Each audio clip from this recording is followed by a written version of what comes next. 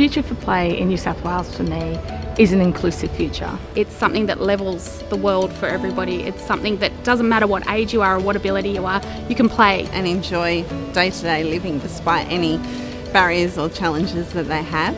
2 of my children are on the spectrum, so being able to take them places where they feel part of and can socialise is really important. Introduce children to other children with disability. If they start to grow up and they see that every day when they're out playing, they'll embrace that and it won't be such a big issue. Everyone Can Play New South Wales guidelines are a framework and a tool for people who work in the creation of play spaces in New South Wales. Where communities can come together, where play can happen, where socialising can happen, where people can undertake challenges.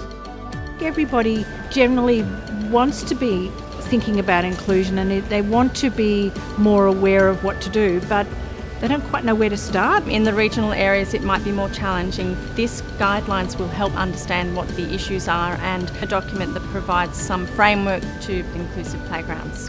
The New South Wales Government worked very closely with industry, local government and design professionals in the creation of these guidelines. We aren't just talking about guidelines and play spaces being inclusive, but also about the way that the guidelines are being developed has shown how you can do that inclusively as well, by inviting as many voices as possible to the table. People from all different walks of life advising what they think is important.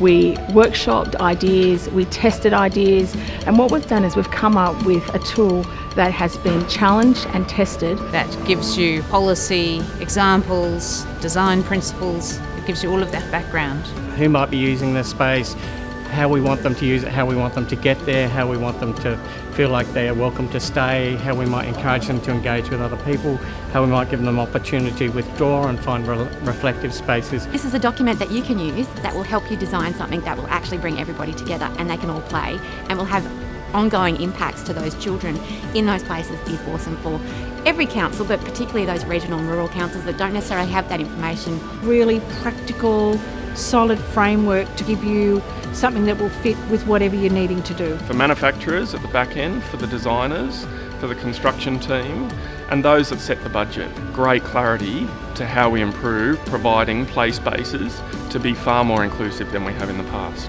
This guideline actually gets them to appreciate the input of the community, who's going to be using it and how to actually develop that to a place that is inclusive for all as opposed to just replacing a playground or putting in a piece of equipment. We've got a lot of existing playgrounds that are pretty traditional. This guideline will inform them and how we can improve those and open those up to a broader range of our community members.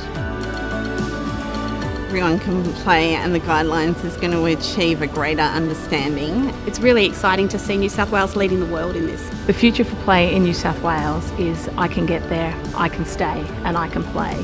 That is the foundation stone, and with those 3 simple questions we can ensure that play spaces of New South Wales are inclusive and available to everybody.